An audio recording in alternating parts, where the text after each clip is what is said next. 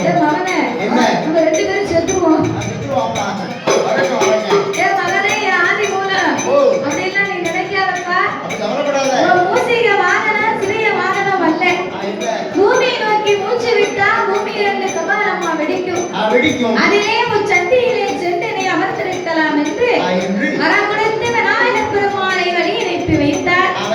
வழியனுப்பி வைத்த உடனே முன்னால திரும்பி பார்த்தா அரக்கு முன்னாலே விரட்டி வாரா.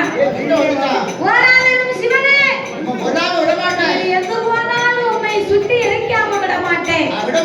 ஓடுதவனை கண்டா முடுக்குதவனுக்கு தொக்கும்பாங்க. அது மாதிரி இந்த ஆண்டவன் திரும்பி பார்த்து அரக்க முன்னாலே விரட்டி வாரா. இனிமே நாம ஓடிக்கொண்டிருந்த உடம்புக்கு ஆகாது. ஏண்டே இறைவனாகிய சிவபெருமான் சாமி எட்டோடு எட்டு நாள் எட்டோட்ட ஓடினார். எட்டோடு எட்டு நாள் எட்டோட்ட ஓடினார். நாம ஓடிக்கொண்டிருந்த மாணவரை எட்டு போகும். அவர் பக்க வந்த தேவர்களை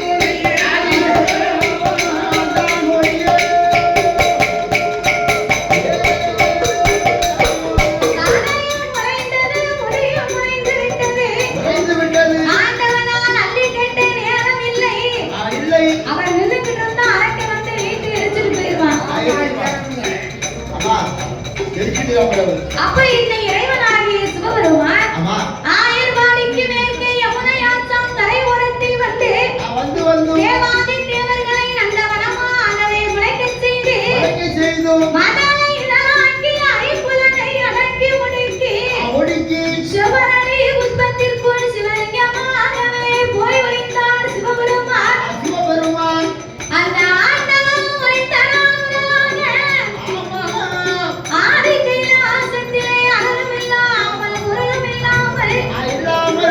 சிவன்தானே இந்த உலகத்தின் சோதி.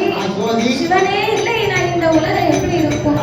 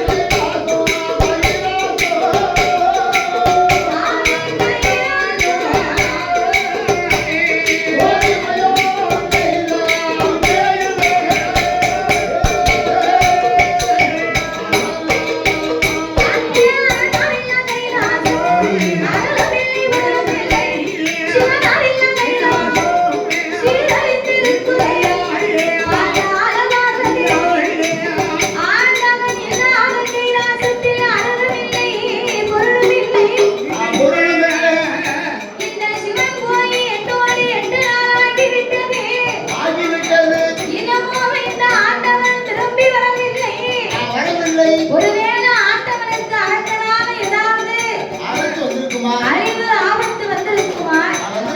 அப்படியெல்லாம் நடந்திருக்க கூடாது என்று பார்வதி தன் மனதிலே எண்ணிக்கொண்டு பகவான் எங்கு போனாரோ எங்கு போய் ஒளித்திருக்கிறாரோ நமக்கு தெரியாது.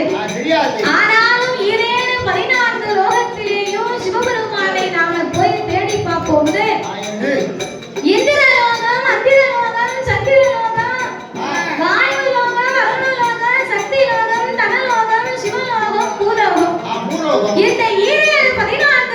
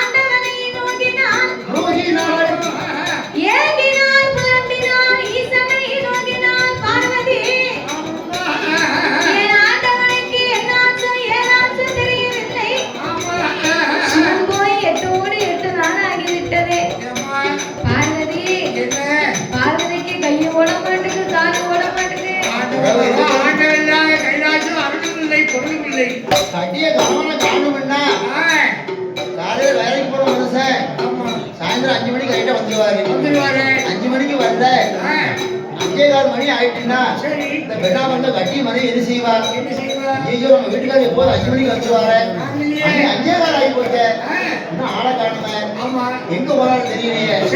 அப்படி வீட்டுல போவாளோ வெளியே வருவாளோ? வெளியே வருவாளோ வீட்டுக்கு போவாளோ? வீட்டுக்கார காணுமே ஏடுவா ஆடுவா ஓடுவா. அதுபோல இந்த வார்த்தை சிவபெருமான் போய் எத்தனை நாளாச்சு இன்னும் வர காணவில்லை என்று பார்வதி சிவபெருமானை காண வேண்டுமானால் யார் வரணும்? அண்ணனாகிய கோபாலன் கண்ணபிரான் வர வேண்டும் என்று அன்னை வந்தால்தான் இதுக்கு ஒரு முடிவு கிடைக்கும். இந்த ஆண்டவனை பார்க்க முடியும்.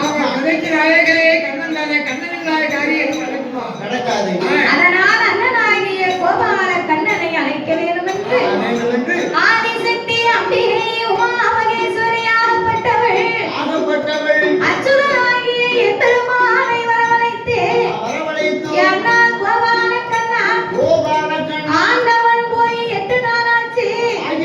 அவர் இன்னமும் திரும்பி வர காணவில்லை. 8 நாளைக்குள் இந்த ஆண்டவன் திரும்பி வரலைன்னா தங்கையாகிய நான் பார்வதா தேவி மாவிளப்பேன் பூவிளப்பேன் மஞ்சள் புலி நான் மறப்பேன் பூமரப்பேன் கொட்டிலப்பேன் என் பூமானை நான் இழப்பேன் அண்ணா. என் ஆண்டவனை நான் இழக்க என் அன்னை உனக்கு சம்மதமா? என் கொண்டவனை நான் இழக்க என் கோபாலா உனக்கு சம்மதமா? என் பகவானை நான் இழக்க பரந்தாமா உனக்கு சம்மதமா? என் ஆண்டவன் திரும்பி வரல நாக்க பிடிக்கிறவன் நான் 5 லட்சம் தின்றுவேன். தங்கச்சி அவசரப்படாத. அண்ணன் இருக்கும்போது எந்த கவலையும் பண்ணக்கூடாது. நீ கவலைப்படாத. என்னை 8 நாளைக்குள் எங்கிருந்தாலும் அழைத்து வருவது என் பொறுப்பு. நீ ஒன்றும் கவலைப்படாத. கைலாசத்தில் அமர்ந்து நான் முடித்து வரேன். என் அச்சுதனாகிய எம்பெருமான் இச்சுருவத்தில் போனால் அரக்கனை நாமல் எரிப்பான் என்று ஆடு மாடு மேய்க்கக்கூடிய 1000 குலத்தவரை போல் வடிவம் எடுத்து 50 ஆடு மாடை மேய்த்துக் கொண்டு 1000 மாடிக்கு மேற்க யமுனையாற்றான் கரை ஓரமா கண்ணபுரா வந்து கொண்டிருந்தார். அவர் வரும்போது இறைவன் ஒளிந்திருக்கக்கூடிய பூங்காவன தோட்டத்தை கண்டார். பூங்காவனத்தை தோட்டத்தை கண்டு ஆடு மாடுகளை நிறுத்தி அதன் களைப்பு தீர்வதற்காக கண்ணபுரான் சீக்குழலை எடுத்து கீதங்களை வாசிக்க ஆரம்பித்தார். அவர் கீதங்களை வாசிக்க ஆடு மாடு அத்தனையும் தன்னை மறந்து சுதி தவறாமல் அப்படியே ஆடி அசைந்தது. ஆடு மாடு மட்டுமா செவரலை கொப்புக்கு நுழைந்திருக்கிறாரே என் ஆண்டவன் சிவபெருமான் இசைக்கு மயங்கி இந்த நடராஜ பெருமாள் தன்னை மறந்து சுதி தவறாமல் ஆடுகின்றார்.